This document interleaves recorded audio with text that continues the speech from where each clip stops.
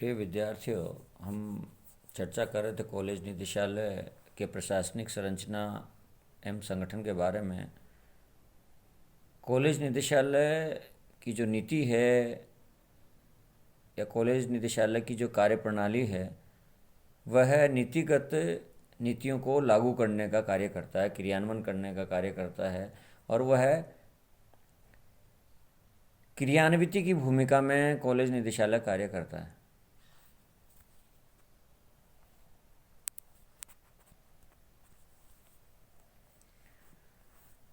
तो जो भूमिका है कॉलेज निदेशालय की, वह है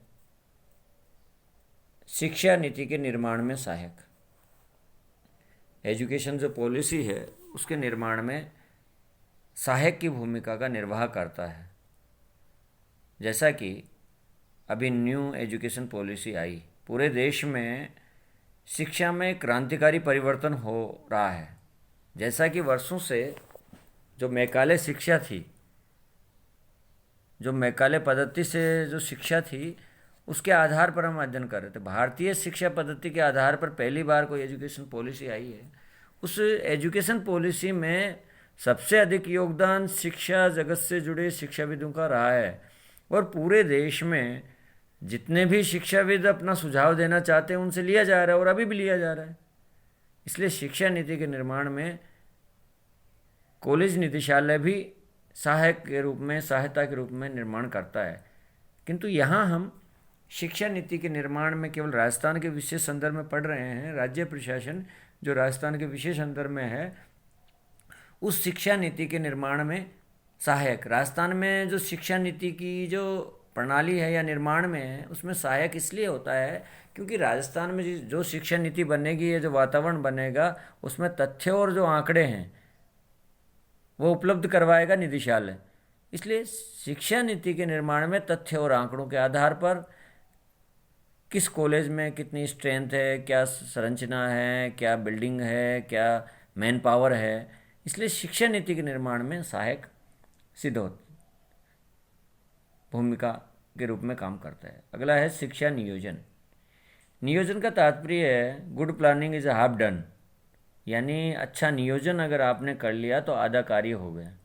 तो शिक्षा का जो नियोजन है वह कॉलेज निदेशालय करता है। ठीक ठीक प्रकार से शिक्षा के कालांश, महाविद्यालयों में कालांश लगे, टीचर आए, समय पे आए, और महाविद्यालयों में अच्छे शैक्षणिक वातावरण का निर्माण हो, और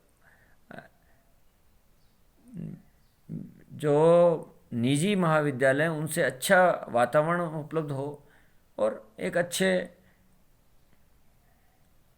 पढ़ाई का जो माहौल होना चाहिए वो हो। इसलिए शिक्षा का नियोजन के रूप में कॉलेज निदेशालय महत्वपूर्ण भूमिका का निर्वाह करता है। शैक्षिक वातावरण का निर्माण, जैसा कि अगला मैंने बताया कि जैसे कि महाविद्यालयों में जो आजकल वातावरण चल रहा है, उस वातावरण में परिवर्तन करते हुए अभी पिछले 1-1.5 साल से एक अलग तरह का शैक्षिक वातावरण निर्माण करने का प्रारंभ किया है। पूर्व में जो आयुक्त हैं, कमिश्नर हैं, प्रदीप बोरड साहब, उनकी एक आदत थी कि नवाचार के प्रयोग करना, जिससे शैक्षणिक जगत से जुड़े हुए शिक्षाविद भी काफ़ी परेशान हुआ करते थे, और निदेशालय में भी जो व्यक्ति कार्य कर रहे थे वो सोच रहे थे कि यहाँ से अच्छा तो फिर कॉलेज में ही ज़्यादा अच्छा है, क्योंकि वो मेहनत करते थे खुद 9:30 बजे आना, और दिन भर कई मीटिंगों में जाके रात तक 9 बजे तक, 7 बजे तक बैठना। ये तो मैंने खुद ने देखा है। मैंने भी उस दौरान, धरने के दौरान, उनसे अच्छा एक मिलने का, एक उनको समझने का, एक उनसे कुछ अच्छी बातें ग्रहण करने का अवसर मिला उस धरने के दौरान, और अच्छे संबंध भी बने हैं जो आज भी कायम हैं, स्थापित हैं। इसलिए शैक्षिक वातावरण के निर्माण में प्रदीप बोरड साहब ने बहुत सारे नवाचार किए। उन नवाचारों की श्रेणी में हम बच्चों को कॉम्पिटिटिव एग्ज़ाम में किस तरह से सहयोग कर सकते हैं, कॉम्पिटिटिव एग्ज़ाम में हम कैसा योगदान दे सकते हैं, और साथ ही साथ कॉलेज निदेशालय के जो कार्यरत कर्मचारी हैं उनको भी एक तरह से ठीक ठीक से समय पर आना और काम करने की एक कार्यप्रणाली के विकास किया, तो इस दौरान उनसे कई व्यक्ति नाराज़ भी रहे और अंत में उन पर एक अलग तरह का इल्ज़ामात लगाकर उनको वहाँ से तबादला करवाकर संस्कृत शिक्षा में भेजा गया, जो कि एक दुर्भाग्यपूर्ण ही कहा जा सकता है। किंतु शैक्षिक वातावरण बनाने में प्रदीप बोरड साहब के जो नवाचार के जो प्रयोग थे वो चले। अभी भी जो एक आनंदम एक प्रोग्राम चल रहा है, अभी शुरू किया है कि कोई व्यक्ति, हम अध्ययन कर रहे हैं, अध्ययन के साथ साथ हम सामाजिक सरोकार के निमित्त, सामाजिक सरोकार के लिए हम क्या कर सकते हैं, हमारे संबंध जहाँ भी समाज में जो कोई चीज़ अच्छी या बुरी देखते हैं तो उसका वीडियो बनाना और उसको आनंदम प्रयोग में शेयर करना, और आपको लगे कि मुझे गुड फीलिंग हो रही है। इसलिए शैक्षिक वातावरण का निर्माण करना समन्वयात्मक भूमिका में, जैसा कि कोऑर्डिनेशन की जो भूमिका है वह निदेशालय निभाता है। कोऑर्डिनेशन का मतलब समन्वय, समन्वय की जो भूमिका है या समन्वय को हम इस प्रकार से समझ सकते हैं, किसी एक बच्चे को सुबह 6 बजे की ट्रेन पकड़नी थी और वह अलार्म को आधा घंटा आगे करके सो गया। उसके बाद में उसकी मम्मी आई, मम्मी ने कहा कि बच्चा सुबह जाएगा, उठेगा, नाश्ता करेगा, समय लग सकता है, तो उस घड़ी को आधा घंटा और बढ़ा दिया। उसके बाद में उसके पिताजी आए, तो पिताजी ने भी आधा घंटा और बढ़ाया कि सुबह उसकी मम्मी नाश्ता तैयार करेगी, जाएगी, ठीक से तैयार नहीं हो पाएगा तो आधा घंटा। तो इसलिए उस कार्य में सहयोग था, उस बच्चे को ठीक से समय पर ट्रेन मिल जाए, ये अच्छा प्रयास था, किंतु सहयोग भी था, किंतु समन्वय नहीं था। अगर वो ड्राइंग रूम में या खाने के समय टेबल पे बैठ के चर्चा करते कि आपको इस समय अलार्म लगाने नहीं चाहिए, तो 1 घंटे पहले वो उठ गया और नींद 1 घंटे खराब हो गई। इसलिए उस कार्य में सहयोग तो था, किंतु समन्वय नहीं था। इसलिए समन्वयात्मक जो भूमिका है वह निर्वाह करता है। किसका समन्वय? निदेशालय का विभाग से और कॉलेजों से। विभाग और कॉलेज के मध्य जितने भी राजस्थान में महाविद्यालय हैं, उन महाविद्यालयों और विभाग के बीच में जो एक सेतु का काम करता है, एक कड़ी का काम करता है, वह समन्वयात्मक भूमिका में कॉलेज निदेशालय कार्य करता है। विभाग को विभिन्न कॉलेजों से सूचनाएं, तथ्य और आंकड़े चाहिए, और क्या पोजीशन है, क्या स्थिति है वो चाहिए।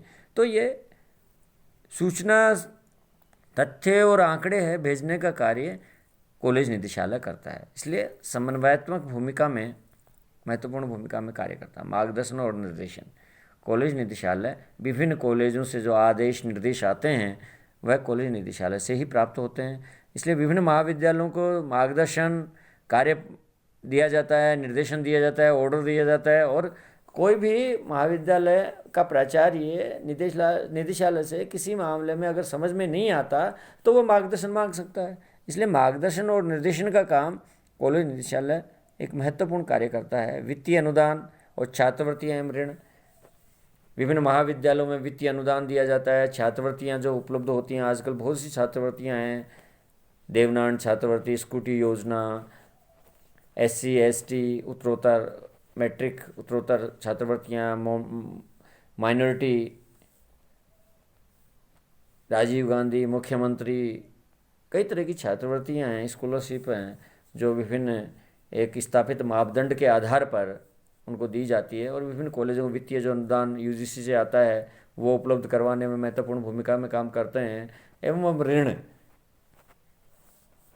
किसी तरह का जो ऋण प्राप्त लेता है विद्यार्थी, जैसे तकनीकी शिक्षा है या कॉलेज शिक्षा है, उसके बारे में कहीं बाहर जाना है, अध्ययन करना है, तो बैंक से किसी तरह का ऋण प्राप्त करना, इस तरह से, या महाविद्यालय को कोई ऋण लेना है, कोई कार्य करवाना है, तो उसमें महत्वपूर्ण भूमिका में काम करता है। कार्मिक प्रशासन के रूप में कार्य करता है।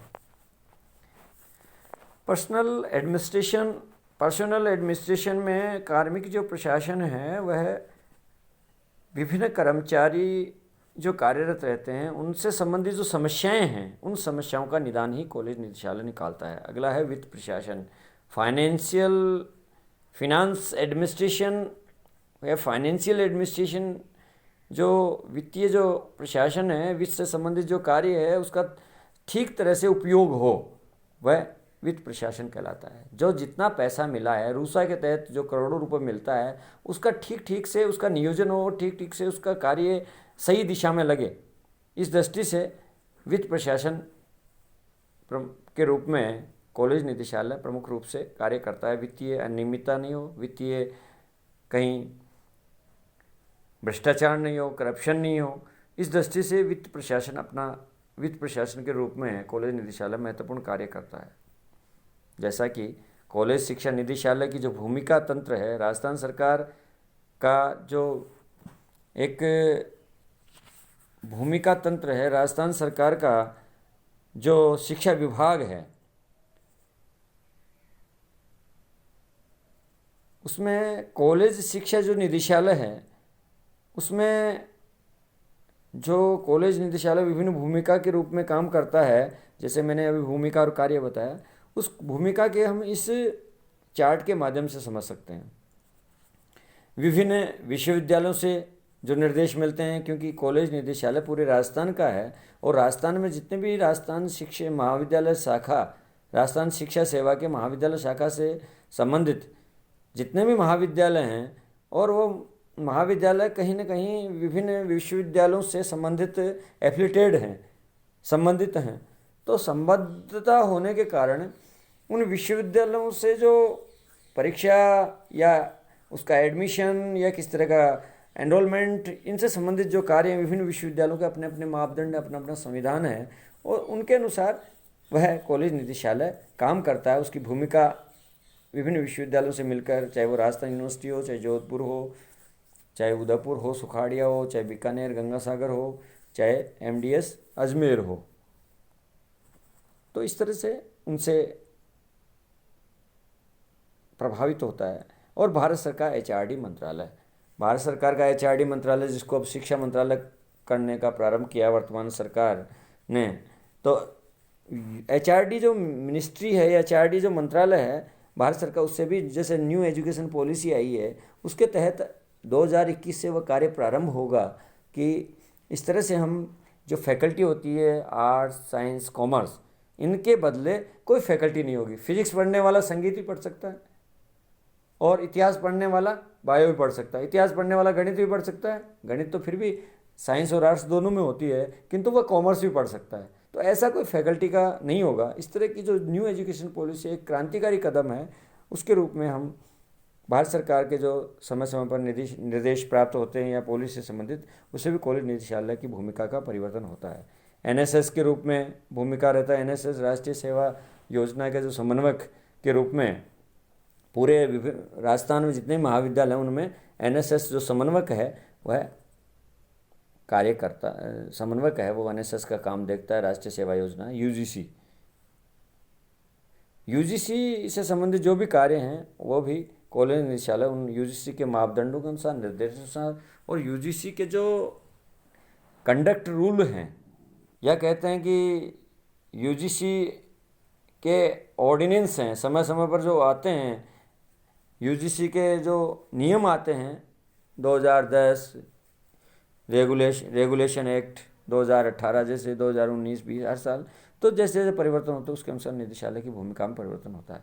अनुसंधान संगठन, रिसर्च ऑर्गेनाइजेशन के रूप में भी कॉलेज ने विभिन्न विश्वविद्यालयों में जो रिसर्च वर्क चल रहे हैं, तो कॉलेज निदेशालय से संबंधित जितने भी प्रोफेसर्स हैं वो हमेशा, चाहे वो मिनी प्रोजेक्ट हो चाहे बड़ा प्रोजेक्ट हो, लेकर अध्ययन करते हैं, अनुसंधान करते हैं। UGC से पैसा मिलता है या विभिन्न रिसर्च सेंटर से उनको पैसा मिलता है अनुसंधान करने के लिए। तो अनुसंधान संगठन से जुड़कर जो कॉलेज निदेशालय महत्वपूर्ण अनुसंधान करता है, उसमें भी भारत सरकार में या योगदान रहता है। अन्य शिक्षा निदेशालय, कॉलेज शिक्षा निदेशालय अन्य शिक्षा निदेशालय से भी जुड़ा हुआ रहता है, चाहे वह संस्कृत शिक्षा हो, चाहे वो मूक बधिर शिक्षा हो या महिला शिक्षा हो, इन सब से, चाहे वो संगीत शिक्षा हो, चाहे वो चित्रकला, कॉलेज ऑफ आर्ट हो, कॉलेज ऑफ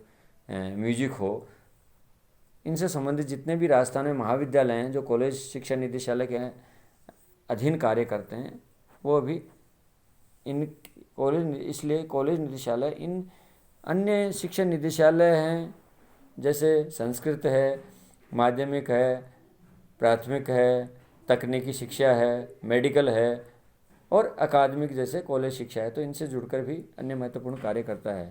निजी महाविद्यालय, निजी महाविद्यालयों के लिए अलग से शाखा है, निजी महाविद्यालय ब्रांच, जो कॉलेज शिक्षा निदेशालय में कार्यरत है। वो निजी महाविद्यालयों की संबद्धता है, उनमें क्या विषय होने चाहिए, क्या नहीं होने चाहिए, किस तरह के मापदंडों के आधार पर मान्यता मिलनी चाहिए, उसके आधार पर कार्यरत रहते हैं। अगला है शासकीय महाविद्यालय। जितने भी निजी महाविद्यालयों के जो शासकीय राजकीय महाविद्यालय हैं, वह शासकीय महाविद्यालयों में जो आदेश निर्देश हैं, उनकी कॉलेज निदेशालय इनको संचालित या आदेश और निर्देश देता है, वह इन भूमिका के रूप में काम करता है। इसका तात्पर्य हुआ कि कॉलेज शिक्षा निदेशालय, जैसे कि माँ दुर्गा के अनेक हाथ होते हैं, उसी प्रकार से ये चार्ट के माध्यम से ये शो करने का कोशिश किया गया है कि कॉलेज शिक्षा निदेशालय विभिन्न भूमिका के रूप में काम करता है। कॉलेज शिक्षा निदेशालय ये एक तरह से भूमिका तंत्र है। इस तरह से ये राजस्थान में कॉलेज शिक्षा निदेशालय और वर्तमान में कई तरह के नवाचार करते हुए और कई तरह के प्रयोग करते हुए आनंदम जैसे नया विषय शुरू किया है, उसके माध्यम से सामाजिक सरोकार को भी कॉलेज निदेशालय ने अपना एक साधन अपनाया है। तो कॉलेज शिक्षा निदेशालय है वह ठीक प्रकार से आनंदम के माध्यम से नए प्रयोग के नवाचार, अन्य नए नवाचार के माध्यम से ई कंटेंट तैयारी, जैसा कि ये कॉलेज निदेशालय कहीं ऐसा तो माना जा रहा है कि भाई कम से कम 2-2.5 हज़ार जो प्रोफेसर्स की कमी है, तो एक तरह से राजीव गांधी ई कंटेंट लाइब्रेरी बनाई गई है, जो डिजिटल लाइब्रेरी है। उस डिजिटल लाइब्रेरी में यूट्यूब पर कोई भी व्यक्ति जाके, किसी को टीचर्स की आवश्यकता नहीं है, वह उस लाइब्रेरी में जाकर यूट्यूब पर देख सकता है विभिन्न महाविद्यालयों को, जो आपको अच्छा पढ़ा सके, जो अच्छा टीचर आपको अच्छा लगे, उसका आप वीडियो सुन लो या उनका लेक्चर सुन लो, तो उससे आपको ई कंटेंट तैयार हो गया। तो इस तरह से ये भी जो एक महत्वपूर्ण नवाचार है ई कंटेंट का, तो विद्यार्थियों को आने वाले समय में किसी टीचर की ज़रूरत नहीं हो। और आजकल गूगल में अच्छी अच्छी वीडियो और भी हैं, गूगल में यूट्यूब पे खूब वीडियो बने हुए हैं, ऐसा कोई चैप्टर नहीं है जिसका यूट्यूब पर वीडियो नहीं बना हो। इसी तरह से पूर्व जो बोरड साहब थे, कमिश्नर प्रदीप बोरड साहब, उन्होंने नवाचार के बहुत प्रयोग किए। उस नवाचारों की दृष्टि से ई कंटेंट, जिसका राजीव गांधी ई कंटेंट लाइब्रेरी है, उसमें ये रखा गया है। इसलिए अब जैसे पढ़ाई शुरू हो गई, तो पहले तो ये था कि भाई चलो व्यक्ति कोविड के कारण महाविद्यालय आने में असमर्थता है, तो उसकी पढ़ाई बाधित नहीं हो, इसलिए यूट्यूब के माध्यम से या ई कंटेंट के माध्यम से उसकी पढ़ाई करवा जा रही है। किंतु अभी भी ये ई कंटेंट जारी है। इसका तात्पर्य ये है कि ई कंटेंट के माध्यम से राजीव गांधी ई कंटेंट जो डिजिटल लाइब्रेरी है, उसके माध्यम से कोई व्यक्ति को जैसा उचित समझे उस हिसाब से अपना किसी भी टॉपिक पर अपना वीडियो या अपना लेक्चर, किसी टीचर का जो विषय से संबंधित है उसका लेक्चर सुन सकता है। इसलिए इस तरह से अपने ज्ञान का वर्धन कर सकता है और एक मनोरंजक तरीके से जो जैसा अच्छा टीचर ड्रामेटिक ढंग से पढ़ाता है, उसका वीडियो सुनता है, तो वो हमेशा जेहन में घुसता है, याद रहता है हमेशा। इसलिए हमारे जो पॉलिटिकल साइंस के टीचर थे CB गैना जी, तो वो कहते थे कि आप एक पुस्तक ले लो और एक एक पेज देखो उल्टो, चाहे एक शब्द पढ़ो। ऐसा आपने पूरी चैप्टर पढ़ लिया तो आपको ज़िंदगी भर याद रहेगा, परीक्षा के समय नहीं, ज़िंदगी भर याद रहेगा। तो ऐसी टैक्ट हैं जिसके माध्यम से विद्यार्थियों का शैक्षणिक वातावरण तथा कहते हैं कि सर्वांगीण जो विकास है, सर्वांगीण विकास विद्यार्थियों का होना चाहिए। इसलिए आजकल जो नवाचार या नए नए प्रयोग हो रहे हैं, उसमें व्यक्ति का और समाज की स्वीकार्यता बढ़े और समाज का जो सामाजिक जो सरोकार है देश के प्रति और राष्ट्र के प्रति, जो हमारे कर्तव्य हैं, उनको याद करते हुए हमें सामाजिक सरोकारों का भी ध्यान रखते हुए अपनी भूमिका के रूप में अग्रणी रहना है। इसलिए अब जो कॉलेज निदेशालय के बारे में मैं आज इसको समाप्त करते हुए इसको चैप्टर को पूरा करता हूँ। धन्यवाद।